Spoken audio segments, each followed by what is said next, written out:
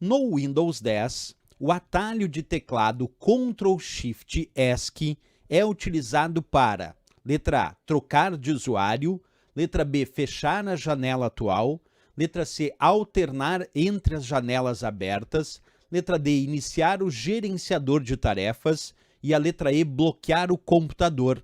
E aí, pessoal, o que vocês me respondem sobre essa tecla de atalho Ctrl Shift ESC? Deixa eu mostrar para vocês aqui, então, duas teclas de atalho que são importantes sobre esse assunto. Primeiro, vamos falar um pouquinho sobre o Ctrl Alt Del, famosa sequência de teclas de atalho que, quando o usuário pressiona Ctrl Alt Del no Windows, abre uma lista de opções como essa que eu estou mostrando para vocês aqui.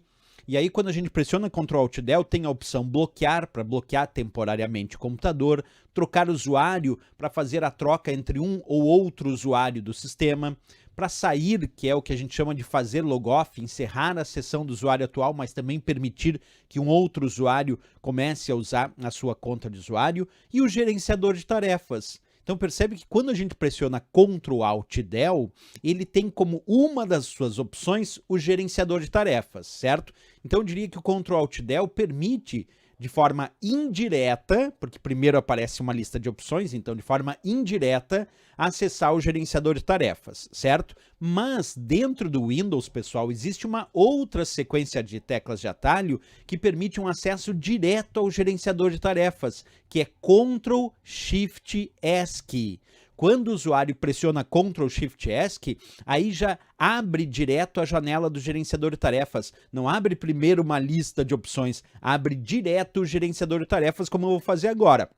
Vou pressionar então Ctrl Shift ESC e percebe o que aconteceu. Abriu a janela do gerenciador de tarefas, que para quem não conhece muito, o gerenciador de tarefas ele tem a lista dos aplicativos que estão em execução nesse momento, como no meu caso ali o Word, PowerPoint, o Google Chrome, entre outros. Então é uma lista dos aplicativos que estão em execução, que estão abertos nesse momento.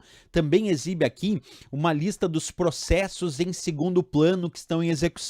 O que são processos em segundo plano? São aqueles que estão em execução no sistema sem que o usuário perceba. Por isso, em segundo plano, certo? E um outro detalhe muito importante, se por acaso um desses programas, um desses aplicativos, uma dessas janelas que estão abertas, por exemplo, começar a apresentar um estado de travamento, e aí muitas vezes a gente tenta fechar aquela janela e não consegue, é interessante pressionar Ctrl Shift ESC para abrir o gerenciador de tarefas, escolher a janela ou o programa que não está respondendo e clicar aqui nesse botão embaixo chamado Finalizar Tarefa, porque aí o Windows força com que essa tarefa seja de fato finalizada, liberando todo o sistema para o seu funcionamento normal, porque muitas vezes essa janela que está travada está impedindo até mesmo que outros programas funcionem de forma adequada.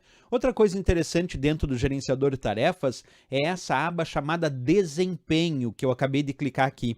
Aqui em Desempenho, o usuário pode analisar o desempenho em relação ao uso da CPU, que é a unidade central de processamento ou processador do computador, também o uso das memórias, principalmente aí a memória RAM, também o uso das unidades de disco e suas partições, como no meu caso aqui, e também as conexões de rede com ou sem fio, com fio do padrão Ethernet, e também avaliar o desempenho em relação às conexões sem fio do padrão Wi-Fi. Isso tudo aqui na guia Desempenho do gerenciador de tarefas. Então percebe que ele é bem importante porque ele tem muitos recursos e a tecla de atalho para acessar diretamente o gerenciador de tarefas, como eu disse, é o Ctrl Shift ESC. Por isso aqui a questão não tem erro, né? O atalho de teclado Ctrl Shift ESC é utilizado para iniciar o gerenciador de tarefas, resposta que nós temos ali na letra D de Dinamarca, gabarito desta questão.